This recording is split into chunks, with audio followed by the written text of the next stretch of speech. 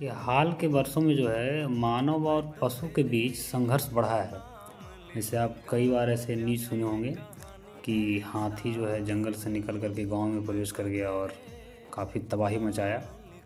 या कभी जो हिंसक पशु हैं शेर, बाघ वगैरह, तो वो सब भी गांव की तरफ मुँह कर जाते हैं और काफ़ी नुकसान पहुंचाते हैं आम आदमी को। तो आखिर ऐसा संघर्ष बढ़ क्यों रहा है? ये एक बहुत मतलब गंभीर विषय है।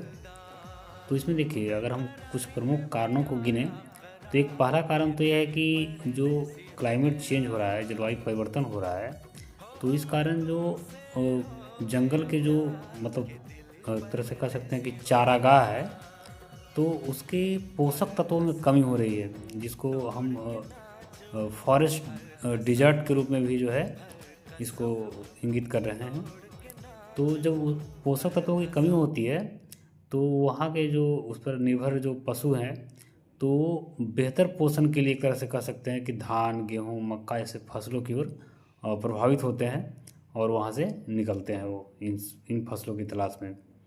दूसरा क्या है कि हम बहुत तेज़ी से जो है उसका जो प्राकृतिक आवास है जानवरों का, तो वो सिकुड़ता जा रहा है। हम उसको काट काट कर जो है कृषि योग्य भूमि बना रहे हैं, वहाँ घर बना रहे हैं, पर्यटन को बढ़ावा दे रहे हैं। तो उससे भी एक प्रभाव, उसका जब दायरा सिकुड़ रहा है तो जाहिर सी बात है वो निकल कर भागेगा वहाँ से। और भागेगा कहाँ भागेगा? तो मानव बस्तियों की ओर भागेगा। तो ये भी एक फैक्टर है प्रमुख। एक बहुत इम्पॉर्टेंट फैक्टर ये है कि हम अभी अपना इकोनॉमी को बढ़ाने के लिए पर्यटन और जो परिवहन की सुविधा है उसको बहुत तेज़ी से बढ़ा रहे हैं। तो इससे क्या हो रहा है कि जो पशु होते हैं उसका नींद पूरा नहीं होता है बढ़िया से। अब बताइए, नींद पूरा जब आपका भी नहीं होता है तो आप कैसे चिड़चिड़े हो जाते हैं? तो उसी प्रकार से जो जीव जंतु हैं वो भी चिड़चिड़े हो जाते हैं। तो ये भी कारण है कि वो चिड़चिड़ापन का जो अपना एक गुस्सा है वो फिर आदमी पे दिखाते हैं।